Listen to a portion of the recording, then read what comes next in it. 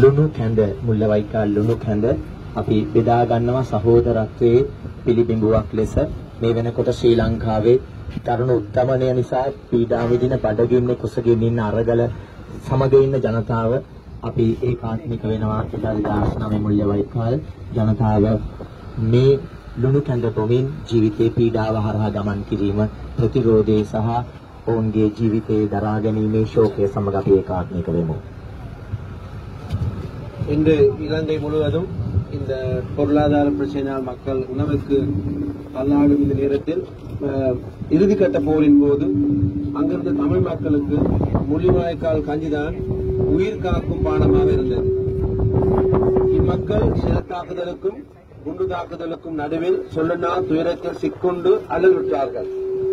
முள்ளிவாய்க்கால் கஞ்சி இந்த அவலத்தையும் மக்களின் போராட்டத்தையும் நினைவுறுத்தும் அதே வேளை அவர்களின் நீதிக்கான போராட்டத்தை உரமூட்டுவதற்கான பானமும் ஆகும். The kanji was the life-saving porridge for Tamil people in the last stages of the war. They struggled in the midst of shelling and bombing and underwent untold suffering and hardship. The Mullivaikal Kanji is to remember the tragedy as well as their resistance and to sustain the struggle for justice. Can you move a little that side so we can all the media so that people can be served kanji? Poddak ya patta ආජාතන හැමෝම අරකට වෙන්න කරේ මේ පැත්තෙන් එන්න පුළුවන් kanji ලබා ගන්න කරුණා කරලා ඉඳ දෙන්න லைன் එකේ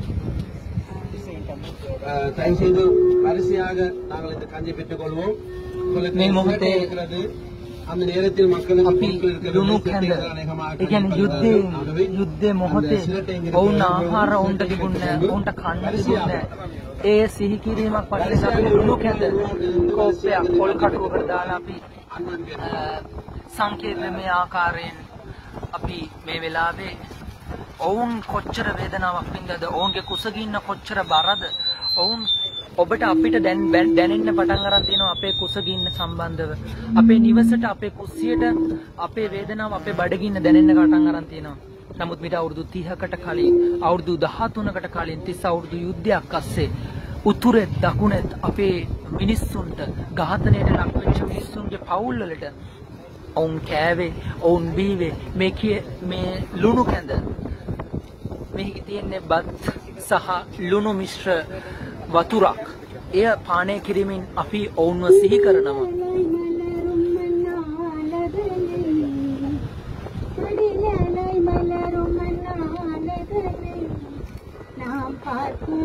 මේ වෙලාවේ උතුර දකුණ ඝාතනයට ලක්වෙච්ච අතුරුදහන් කිරීමට ලක්වෙච්ච ගුටි කෑමට ලක්වෙච්ච පහර දීමට ලක්වෙච්ච තුවාල කිරීමට ලක්වෙච්ච අපේම සහෝදර හිත මිත්‍රාදීන් වෙනුවෙන් මීට අවුරුදු 13කට එපිට සමූල ඝාතනය වලට ලක්වෙච්ච රාජ්‍ය ත්‍රස්තවාදය නිසා කණ්ඩායම් ත්‍රස්තවාදය නිසා ඝාතනයට ලක්වෙච්ච සිවිල් මිනිස්සුන්ව සිහි කරමින් එදා ඔවුන් පානය කරපු එදා ඔවුන් අනුභව කරපු ඒ ලුණු කැඳ පානය මේ වෙලාවේ ගෝඨා ගූගම ගෝල්ෆෙස් අභිමුව අපේ පිපිලාදෙණිය ස්වාමීන් වහන්සේ විසින් අනිත් අයට බෙදා දෙමින් ඔවුන්ගේ වේදනාව මේ මොහොතේ අපි පානය කිරීමක් වශයෙන් ඔවුන්ගේ කුසගින්න මේ වෙලාවේ අපි සිහි කිරීමක් වශයෙන් මේ ලුණු කැඳ පානය බෙදා හරිනවා. එදා මුල්ලවයිකාල් වල යාපනයේ යුද්ධයේ දරුණු ලෙස තිබුණු ස්ථානවලදී ඔවුන් දරුණු ලෙස කුසගින්නේ පෙළුණා. ඒ කුසගින්නේ පෙළීම සම්බන්ධව සිහි කිරීමක් විදියටයි අපි මේ වෙලාවේ ලුණු කැඳ මිශ්‍රිත ඒ පානයක් කියන්නත් බෑ ආහාරයක් කියන්නත් බෑ තනිකරම ලුණු මිශ්‍රිත බතක්. ඉතින් මෙතන ඇවිල්ලා ඉන්න හැමෝටම මේ අවස්ථාව උදා වෙලා තියෙනවා. එදා ඔවුන් විඳපු වේදනාව එදා ඔවුන්ගේ කුසගින්නට පංකාරයන් මේ මොහොතේදී ලුණු කැඳ මිශ්‍රිත ඒ ආහාරය අනුභව කරමින්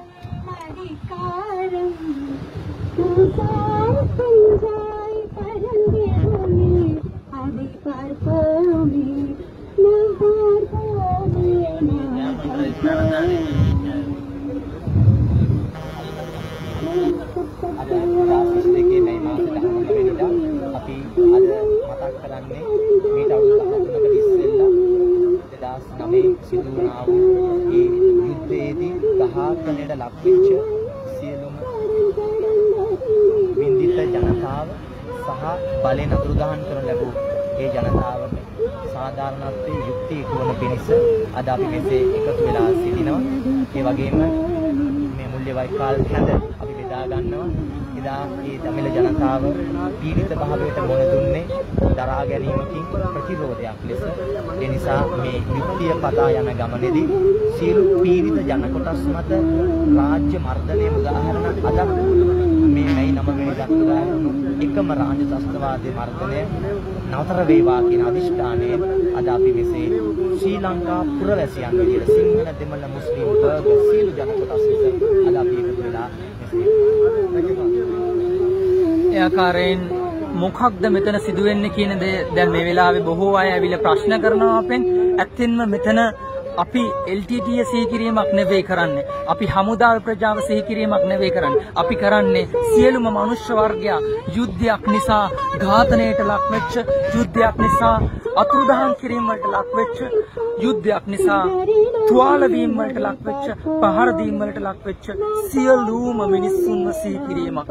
එදා 30 අවුරුදු යුද්ධයක්, මීට අවුරුදු 13 වලට පිට තිබුණු යුද්ධයක් නිසා උතුරෙත් දකුණෙත් ඝාතනය වෙච්ච සිංහල මුස්ලිම් දෙමළ සියලුම මිනිස් ප්‍රජාව මානුෂීයව අපි මේ වෙලාවේ සිහි කිරීමක් කරනවා.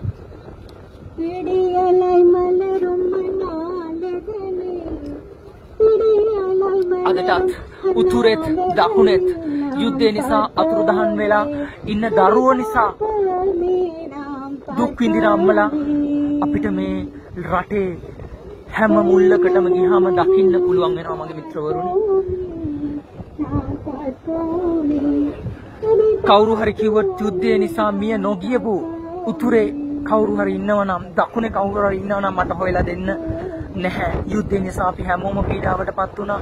එය LTTEද, එය හමුදාවේද, එය දෙමළද, එය සිංහලද, එය මුස්ලිම්ද කියලා අදාළ නැහැ. අපි හැමෝම යුද්ධය නිසා පීඩාවටපත් වුණා. අපි හැමෝම යුද්ධය නිසා ආබාධයටපත් වුණා. අපි හැමෝම යුද්ධය නිසා වේදනාවටපත් වුණා. අපේ රටක් විදියට, අපි දේශයක් විදියට, අපි මව්බිමක් විදියට අපි තුවාල වුණා. මීට අවුරුදු 13කට කලින් සමූල ඝාතනය කරපු සිවිල් මිනිසුන් වෙනුවෙන් තමයි අද මේ සිහි කිරීම සිදු කරන්නේ. මීට අවුරුදු 13කට කලින් සමූල ඝාතනයට ලක්වෙච්ච මානුෂීය මිනිස් ප්‍රජාව සිහි කිරීමක් ලෙසයි අද අපි මේ සිදු කරන්නේ. ඔබට මම මේ වෙලාවේ පෙන්වන්නම්.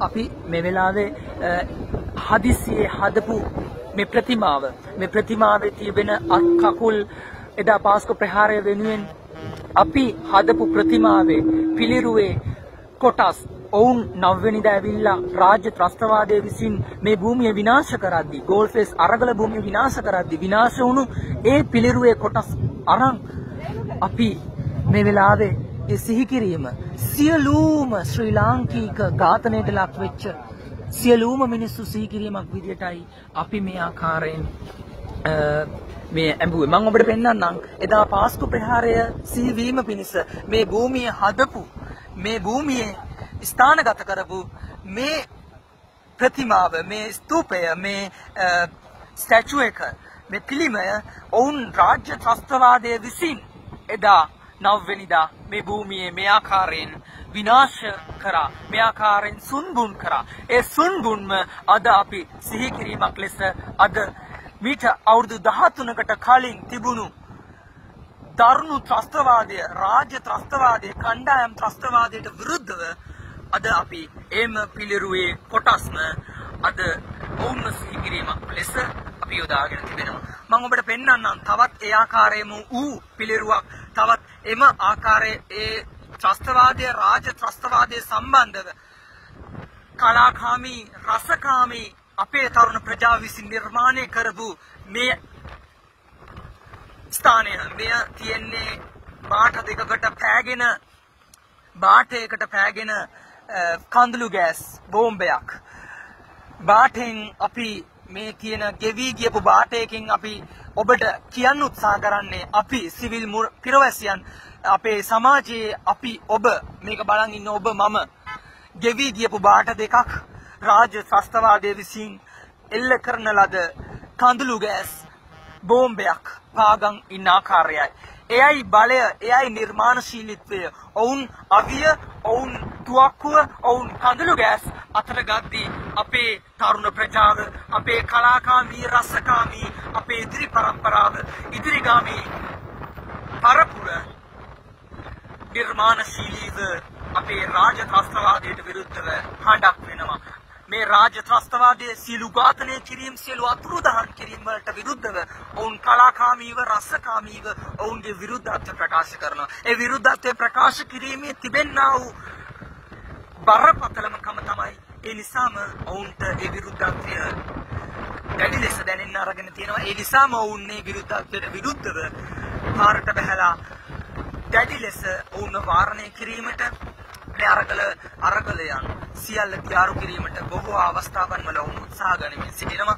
ඉතින් ඒ තමයි මේ නිර්මාණශීලීත්වයේ තිබෙනා වූ නැවුම් බව. ඒ තමයි මේ නිර්මාණශීලීත්වයේ තිබෙනා වූ ලස්සන. අන්ත පීරිස් පියතුමා ඉන්නවා අපි දිහා බලාගෙන පියතුමාගෙන් ගහකට ලක් වෙන අතුරුදහන් වූවන් සිංහල දෙමළ මුස්ලිම් වර්ග සියලුම ජනතාවට තිබුණා වූ වේදනාව ප්‍රකාශ කිරීමක් සහ ස්මරණය කිරීමක් සහ නැවත වෙනි මනුෂ්‍යත්වයට එරෙහි කේන්ද්‍රවාදීව සිදු නොවේවා කියන අදිස්ථාන පූජාවක් තමයි මේ අරගල භූමිය අපි සිදු කරන්නේ. ඉතාමත් සරලව ඔව් පියතුමන් විසින් අපිට කිව්වා මේ ස්ථානයේ කුමක්ද සිදුවෙන්නේ කියන දේ. විවිධ මිනිසුන් ඇවිල්ලා ප්‍රශ්න නගද්දී ඇත්තෙන්ම මේ වෙලාවේ තියෙන්නේ සියලුම ඝාතනයට ලක් වෙච්ච අපේ සිවිල් මිනිස්සුන්ව සිහි කිරීම දිනයක්, සිහි කිරීමේ හෝරාවක්. දැන් මේ මොහොතේ අපි මල් පුෂ්ප සුදු මල් මුහුදට විසිකර ප්‍රාර්ථනා කරනවා නැවත මේ භූමියේ එවැනි ඝාතන, නැවත මේ භූමියේ එවැනි පහර දීම්, නැවත මේ භූමියේ එවැනි වූ ඛේදජනක සිදුවීම් සිදු නොවේවා කියන ප්‍රාර්ථනාව පෙරදැරිව අපි මේ වෙලාවේ මුහුදට මේ පුෂ්ප, මේ මල් විසිකරමින් ඒ ප්‍රාර්ථනාව සිදු කරනවා.